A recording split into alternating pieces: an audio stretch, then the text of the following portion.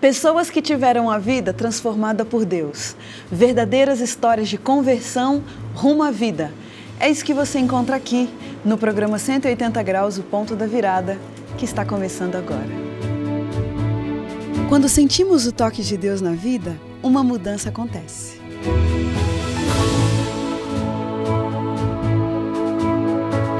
Surge à nossa frente possibilidades de felicidade plena.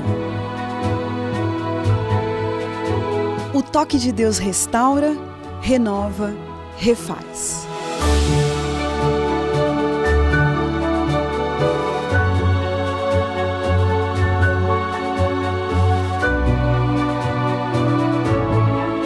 Hoje conheceremos uma pessoa que experimentou essa graça maravilhosa. Ela vai nos contar sobre essa mudança de 180 graus que lhe trouxe paz.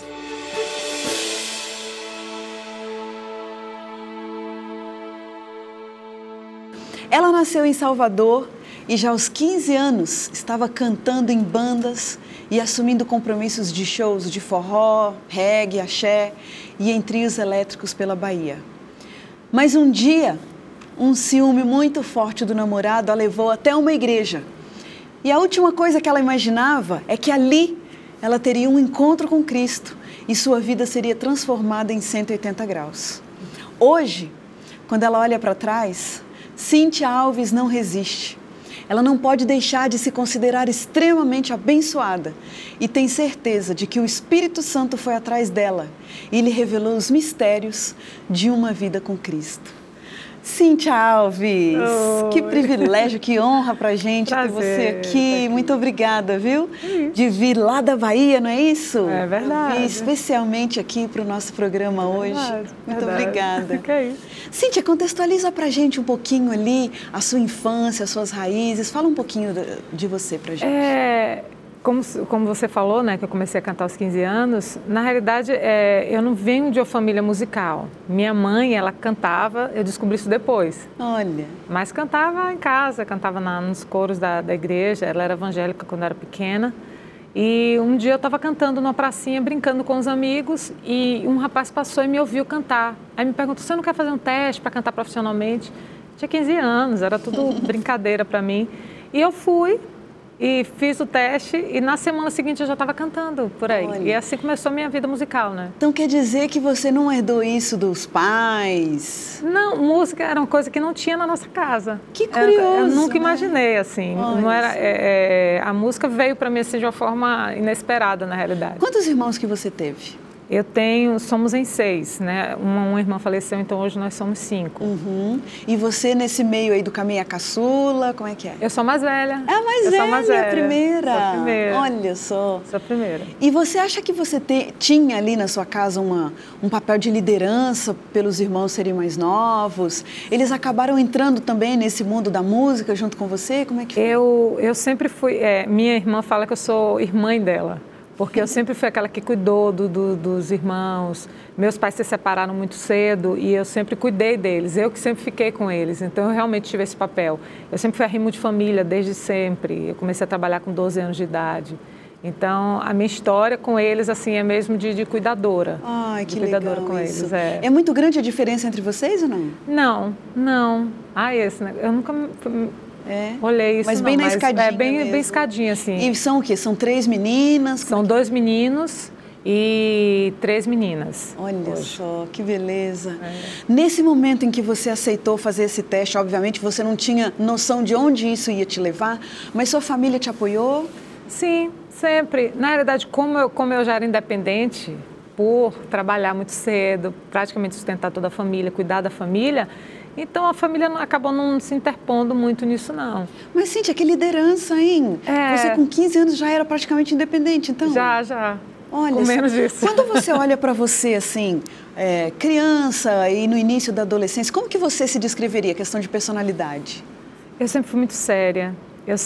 Como eu peguei responsabilidades muito cedo pela separação dos meus pais, eu acho que eu fiquei assim mais...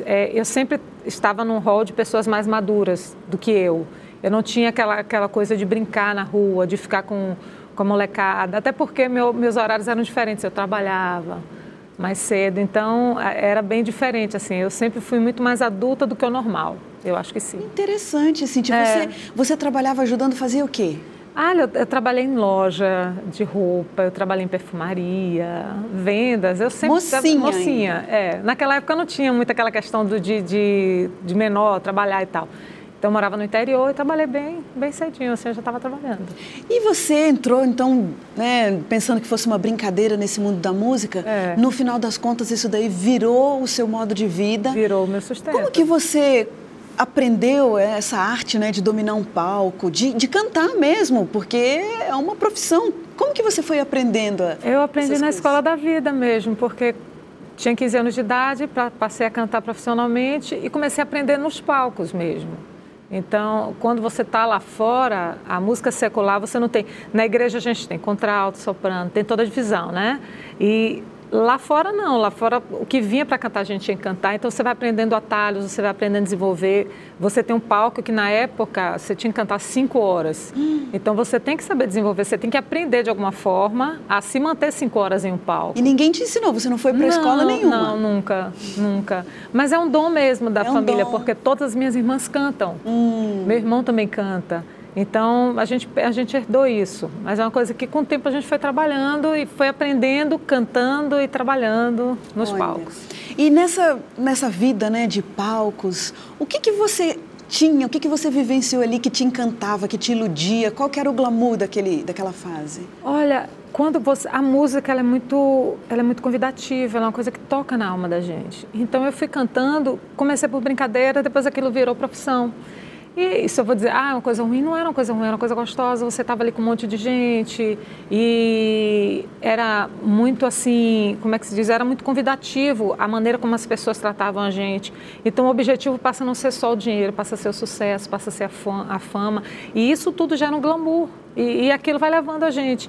Mas não era uma coisa que eu buscava, era uma coisa que eu fui colocada e foi indo, virou profissão e foi seguindo. Interessante. Você começou cantando em bar, como que foi a sua projeção ali? Eu comecei na banda mesmo, em banda. E aí com o tempo foi passando, passei em algumas bandas e aí eu comecei a fazer voz e violão, música popular brasileira. Aí já com o Nelson, Nelson e Giovanni, éramos 3. E a gente começou a fazer música popular brasileira. Eu gravei um CD de música popular brasileira na época. E mesmo assim a gente fazia voz e violão, mas a gente fazia também com a banda, a gente cantava em banda de forró e a gente fazia assim, rodava ali pela Bahia, a gente fez turnês no Brasil todo. Olha também. Só. Nessa fase, o que você sonhava para o seu futuro? Qual era o ideal de vida para você? Eu não tinha, você sabe que eu olho para trás e eu não penso muito nisso. O que é que eu almejava? Quando você tá no trabalho, é a mesma coisa, você está numa empresa, você pensa em crescer naquela empresa, então é a mesma coisa. Então a gente quando está numa banda, a gente sempre está pensando em estar numa banda maior, em crescer profissionalmente, porque crescendo profissionalmente, você estando numa banda maior, você vai ganhar mais. Então, gerava em torno disso, entendeu? Era como se fosse uma empresa normal. Você sempre está querendo crescer na sua área. Naquele ramo mesmo. Naquele ramo. E que oportunidades que foram aparecendo para você, que foram te firmando, que foram te dando uma satisfação maior? E qual foi a amplitude do seu alcance ali? Olha, a gente começou a seguir, teve um empresário que viu a gente começou a ir para bandas maiores e tudo foi acontecendo muito rápido e aí o Evangelho chegou na minha vida. Foi quando a gente estava com um projeto para gravar fora do país, com uma gravadora internacional e de repente apareceu a oportunidade de servir a Cristo, assim, apareceu Jesus na minha vida e tudo mudou. Olha, sabe? Quanto tempo que você ficou nessa vida de trio elétrico, de banda? 10 anos. 10 anos, foi bastante. 10 anos. Qual que você acha que foi, assim, o momento mais marcante dessa sua carreira? Olha, teve vários momentos, assim, mas uma das últimas bandas que eu participei, que foi um dos últimos shows, até que eu fiquei mais ou menos até 2000, que foi a banda que a gente começou a ter um alcance maior, a ter uma visibilidade maior, projetos maiores. E a gente começou a fazer muita turnê, a gente viajava muito. Eu acho que foi um momento assim mais que a gente chegou. A pessoa que está vivendo numa fase dessa, Cíntia, tem espaço para Deus ali? Você tinha momentos assim de comunhão, de oração? Como que era a sua visão, sua imagem de Deus naquela época? Não, até então não. Eu era espírita, eu não tinha muito. A gente tinha até a banda que a gente participava, tinha um guia espiritual e tal, mas não era Deus. Não era Que Deus. amarras que te prendiam ali, que hoje, ao olhar para trás, você diz assim, era muito difícil eu aceitar Jesus naquela época? Eu acho que o dinheiro, claro, e mais assim, a falta de conhecimento. A gente não conhecia, sabe, quando você não sabe que você precisa de uma coisa, porque você não conhece aquela coisa. Então, eu acho que era isso. O que você pensava assim quando via algumas pessoas, né, com a Bíblia embaixo do braço, indo para a igreja? Que imagem que você tinha? Minha visão de igreja era muito distorcida. Minha avó ela era evangélica, como eu falei, né? Minha mãe também era evangélica quando eu era pequena. E minha avó, ela era um doce. Ela me amava, assim, era a neta mais querida dela. Mas quando falava em igreja, mas ela ficava muito brava. Ela era muito brava. E eu lembro que ela me levava para a igreja quando eu era pequenininha e os cultos lá na igreja terminavam muito tarde. Ela sentava no fundo e eu sentava na frente. Mas bastava dar um cochilinho que ela já estava do meu lado me beliscando, sabe? Tacava beliscando, eu saía da igreja roxa. Olha! Eu cresci achando que igreja era lugar de um monte de velha mal-humorada. Então, minha visão de igreja, quando alguém falava, vou para a igreja, eu lembro que as pessoas passavam lá para falar de Jesus, entregar folheto, essas coisas. Eu fechava a porta, fechava tudo, não queria ver. Então, igreja para mim era um negócio muito estranho, assim. Olha só. Minha visão era totalmente diferente. Cíntia, com todo esse pano de fundo aí que a gente está vendo, né? Você diria que você foi pega de surpresa por Jesus Cristo ou ele veio devagarinho, assim, aos pouquinhos, veio pedindo licença? Como que foi? Não, foi de surpresa. Nunca imaginei. Eu falo isso às vezes nas programações. Se alguém dissesse assim, Cíntia, você vai ser crente, eu dizia, você está doido. Não era... Eu lembro que a primeira vez que eu fui à igreja, um rapaz, ele chorava muito. No final do culto, ele me abraçou e falou assim, Cíntia, ele é meu vizinho, ele falou, quantas vezes eu pensei em te chamar para a igreja, mas eu olhar para você direito e dizer, não, essa daí não tem mais jeito. Olha, não só você pensava isso, mas as pessoas também. Não tinha você nada não tinha nada a ver com a igreja. E o que foi que aconteceu que te fez ter essa virada na vida? Qual foi o ponto da virada na sua história? Eu comecei a namorar com o Nelson. O Nelson era baixista da banda que eu cantava, era diretor musical e nós éramos melhores amigos. O Nelson começou a estudar a Bíblia e conhecereis a verdade vos libertará. E ele começou a querer me ensinar, não só a mim, mas a todo mundo da banda. E era terrível, porque ele estava muito apaixonado por Cristo e ficava, sabe, querendo enfiar a Bíblia, sabe, na cabeça da gente. E eu não aceitava isso. E a gente aí começou a namorar. E quando a gente começou a namorar, ele parou de me convidar para ir para a igreja.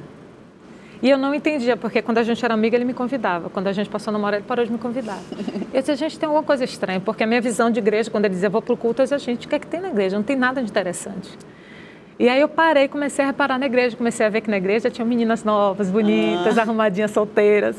E aí eu resolvi ir na igreja por ciúme. Não por conversão, não por chamado, eu fui por ciúme mesmo. Foi junto dele? Não.